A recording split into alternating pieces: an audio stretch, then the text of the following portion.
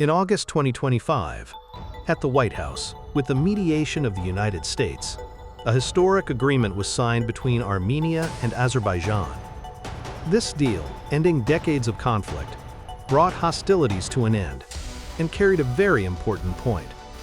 The Zangezur Commercial Corridor was leased to the U.S. for 99 years. This move quickly became one of the most significant and controversial geopolitical events of the year. But why is this agreement so explosive and impactful? And what does it mean for the future of the region and the dynamics of global power?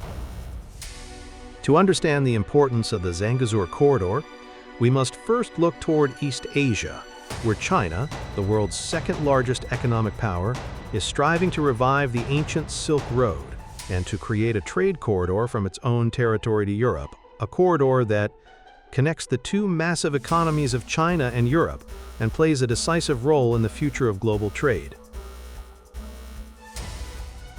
China's main plan is for this road to pass through Iran, then Turkey, and finally reach Europe. However, sanctions and U.S. pressure on Iran have weakened the country's transportation infrastructure and increased the political risk of routing this corridor through Iran.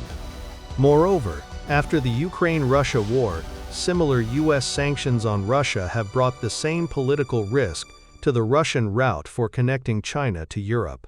For this reason, a new route has emerged, the Trans-Caspian Corridor, which starts in China, reaches Central Asia and Turkmenistan, then goes from the port of Turkmenbashi to the port of Baku, and from there connects to Turkey and Europe via the Zangezur Corridor.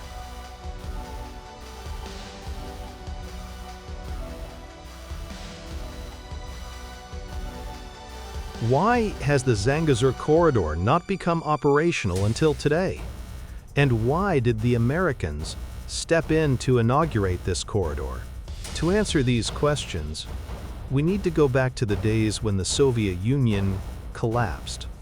At that time, Armenia and Azerbaijan, both newly independent, became embroiled in a bloody conflict. A war that led to Armenia occupying Azerbaijan's western territories, souring relations between the two countries for more than 2 decades. But in 2020, Azerbaijan, strengthened by revenues from oil and gas and a powerful military, launched a new campaign with support from Turkey and Israel. A campaign that ultimately reclaimed its western territories from Armenia. This victory brought Azerbaijan one step closer to realizing the Zangezur Corridor and gaining a land connection to Nakhchivan, its exclave territory. While Azerbaijan had threatened Armenia that it would seize the Zangezur Corridor through military action if the corridor was not handed over, Iran responded with a large-scale military drill along its borders with both countries.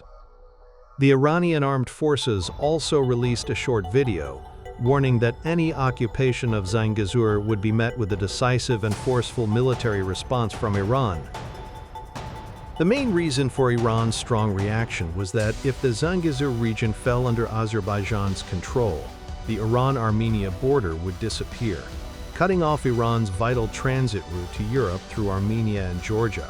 In that case, all of Iran's overland access to Europe would depend solely on Azerbaijan and Turkey, a geopolitical dependency that Iran sought to avoid.